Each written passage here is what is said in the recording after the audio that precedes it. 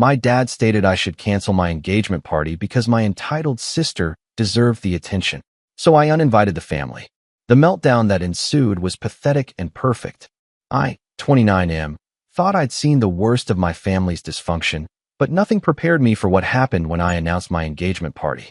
The moment I shared the news, I knew trouble was brewing. My fiancé and I had been planning this celebration for months. We'd booked a beautiful venue, sent out invitations to close friends and family, and spent weeks coordinating every detail. This wasn't just a party. It was our chance to celebrate with the people who mattered most before our wedding next year. The first sign something was wrong came during dinner at my parents' house 3 weeks before the party. My sister sat across from me, her jaw clenched as I discussed the final arrangements. She'd been unusually quiet all evening, which should have been my first warning. After dinner, Dad pulled me aside. He told me my sister had been struggling lately with her recent breakup and job loss. She felt overlooked by the family, he explained, and my engagement party was making her feel worse about her situation. Then came the bombshell. He suggested I should consider canceling or postponing the event because my sister deserved some attention and support during this difficult time. I stared at him in disbelief. He was asking me to cancel my engagement party, an event months in the planning, because my sister was having personal problems. I told him that while I sympathized with her situation, this was my moment, and I wouldn't be canceling anything. Dad's expression hardened. He reminded me that family comes first and that I was being selfish. My sister had always been there for me, he said, and now it was my turn to be there for her. The conversation grew heated as I explained that supporting her didn't require sabotaging my own happiness. That night, I called my brother to vent about the situation. He sighed heavily and admitted that our parents and sister had been discussing this for weeks. They'd convinced themselves that having a big celebration while she was struggling was somehow cruel and inconsiderate. He warned me that they weren't planning to let this go easily. The next few days brought a campaign of guilt and manipulation that would have impressed a politician. My mother called daily, each conversation following the same script. She'd start with small talk, then gradually shift to my sister's emotional state, and finally circle back to how devastating it would be for her to sit through my engagement party while dealing with her own problems. My sister took a different approach. She showed up at my apartment unannounced one evening, tears streaming down her face. She told me how isolated she felt, how everyone else seemed to have their lives together while hers was falling apart. She didn't directly ask me to cancel the party, but the implication was clear. I could choose between my celebration and her emotional well-being. I felt terrible seeing her so upset, but something about the timing felt manipulative. She'd been dealing with her breakup for months without this level of drama.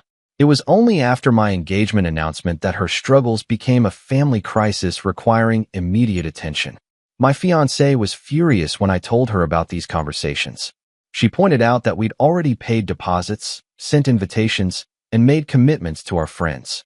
More importantly, she questioned why my family's first instinct was to diminish our happiness rather than find ways to support my sister that didn't involve derailing our plans. The pressure intensified over the following week. Dad called to inform me that he'd spoken with several family members, and they all agreed that proceeding with the party showed a lack of compassion. He mentioned that my aunt and uncle were also concerned about the optics of celebrating while my sister was struggling. I realized then that this had become bigger than just my immediate family. They'd mobilized the entire extended family network, painting me as the selfish brother who refused to sacrifice for his struggling sister. The narrative they'd created made me the villain in a story where I was simply trying to celebrate my engagement. That's when I made the decision that would change everything. I called Dad back and told him I'd made my choice. If attending my engagement party was too difficult for my sister, and if the family felt it was inappropriate to celebrate during her struggles, then they didn't need to attend. I was formally uninviting all of them. The silence on the other end of the line stretched for several seconds. Dad finally asked if I was serious, and I confirmed that I was completely serious. I explained that I'd tried to find compromises, but their insistence on canceling or postponing my celebration made it clear that my happiness wasn't a priority for them. He immediately backpedaled, claiming they never wanted me to actually cancel the party, just to be more sensitive to my sister's feelings. I reminded him of his exact words 3 weeks earlier and told him it was too late for explanations. They'd made their position clear, and I'd made mine. The meltdown began within hours. My phone started ringing constantly. First my mother, sobbing about how I was tearing the family apart over a misunderstanding.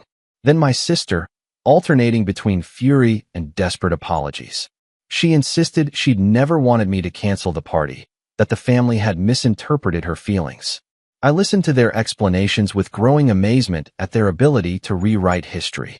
According to their new version of events, they'd only wanted me to be more considerate, maybe include my sister in some special way or acknowledge her struggles during the celebration. They claimed I'd overreacted and turned a simple request into a family war.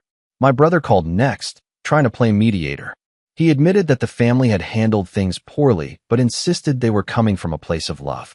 He begged me to reconsider, pointing out that I was punishing everyone for what was essentially a communication breakdown. But I'd seen this pattern too many times before. My sister had always been the center of attention, the one whose needs and emotions took precedence over everyone else's. Birthdays, holidays, family gatherings, everything revolved around managing her moods and preventing her dramatic outbursts. The messages continued throughout the week. Relatives I barely spoke to were suddenly calling to express their concern about the family rift. They painted themselves as neutral parties just wanting to help resolve the conflict. But their solutions always involved me backing down and finding ways to accommodate my sister. My aunt suggested I could dedicate a toast to my sister at the party, acknowledging her support and expressing hope for her future happiness. My uncle proposed inviting her to give a speech about our childhood bond.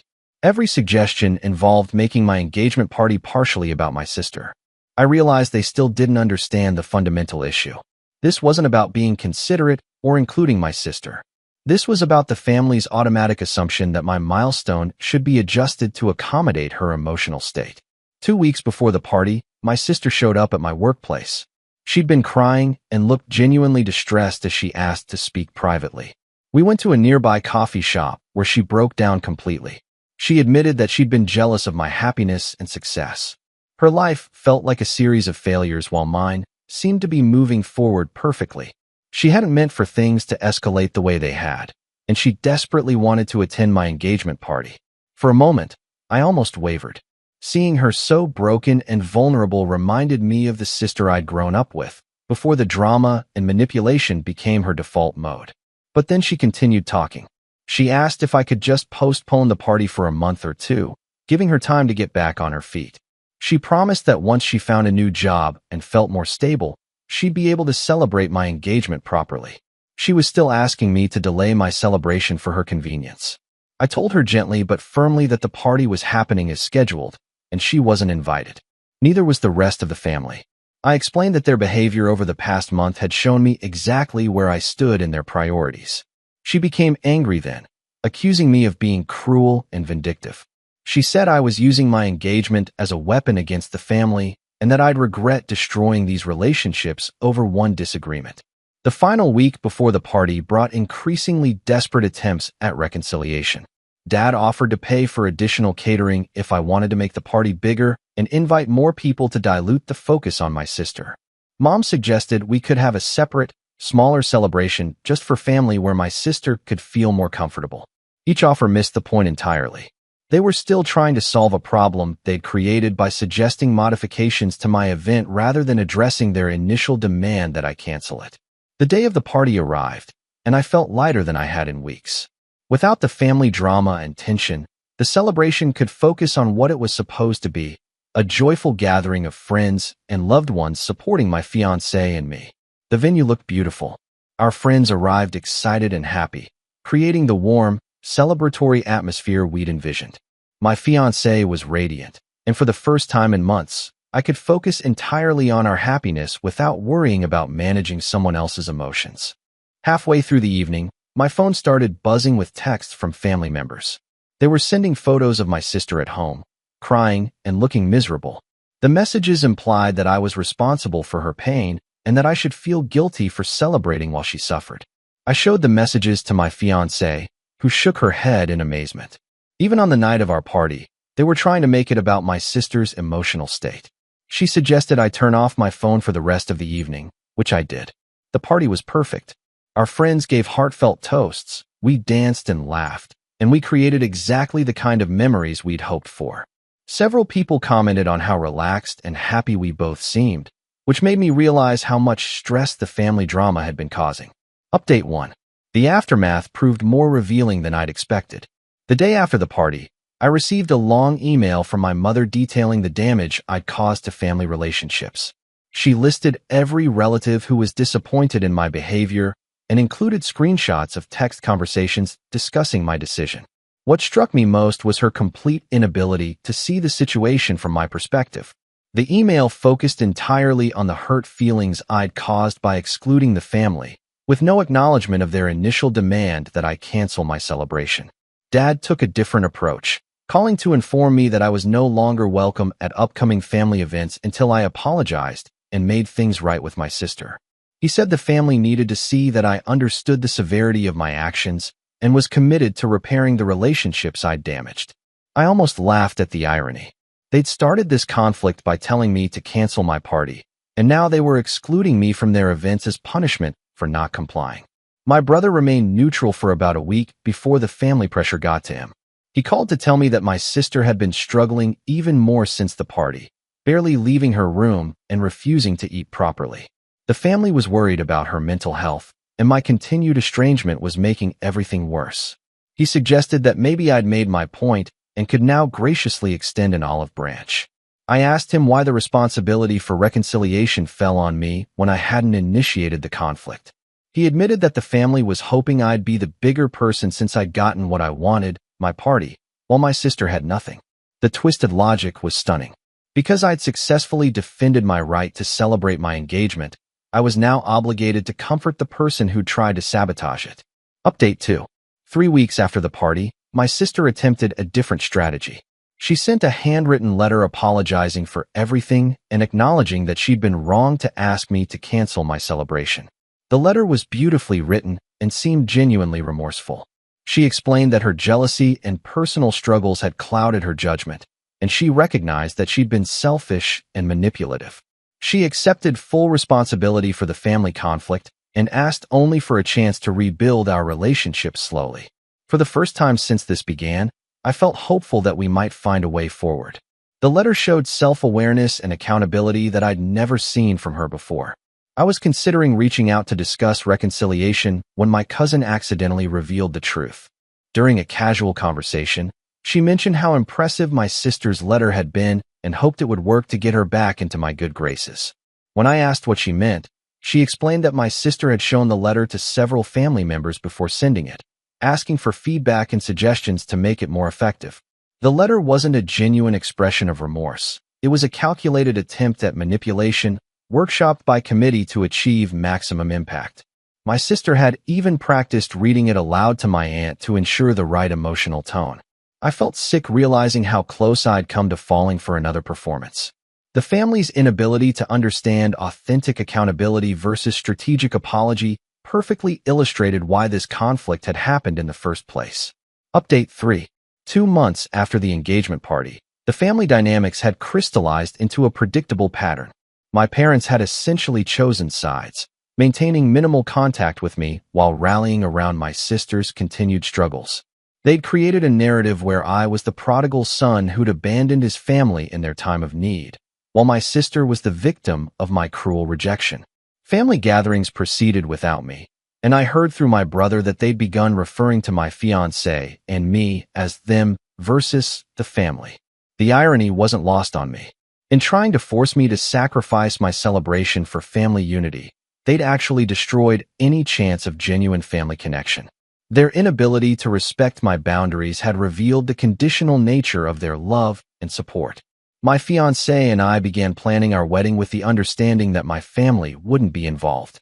It was sad but also liberating to design our celebration around people who genuinely supported our happiness rather than those who saw it as competition for attention and resources. 6 months later, I received word that my sister had finally found a new job and was dating someone seriously. The family was thrilled about her progress and had apparently credited their unwavering support during her difficult period as crucial to her recovery. No one mentioned that this support had come at the cost of excluding me, or acknowledged the irony that my sister's improved circumstances hadn't led to any reconsideration of their treatment of me. I realized then that I'd fundamentally misunderstood the family dynamic for years. I'd thought we were people who sometimes disagreed, but ultimately loved and supported each other. In reality, we were a system organized around managing my sister's emotional needs, with everyone else's happiness being secondary. My engagement party hadn't created this dynamic. It had simply revealed it clearly enough that I could finally see it and make the choice to step away. The wedding planning continued beautifully without family drama. Our friends were excited and supportive, offering help and enthusiasm without expecting us to modify our plans to accommodate their personal struggles. It was a refreshing reminder of what healthy relationships actually looked like. Sometimes I wondered if I'd been too harsh in excluding the entire family rather than just my parents and sister. But their collective response to my boundary setting had answered that question. When given the choice between respecting my decision and supporting the family pressure campaign, they'd all chosen the latter. The day we sent out wedding invitations felt like closing one chapter of my life and opening another. The guest list was smaller than I'd originally envisioned, but filled with people who celebrated our happiness without conditions or complications. My fiancé often said that the engagement party conflict had been a blessing in disguise, forcing us to identify and distance ourselves from toxic relationships before our marriage. She was right. We learned exactly who deserved a place in our future and who didn't. The meltdown my family had over being uninvited from the engagement party had been pathetic, but it had also been perfect in its revelation of their true priorities. Sometimes the most painful lessons are also the most valuable ones.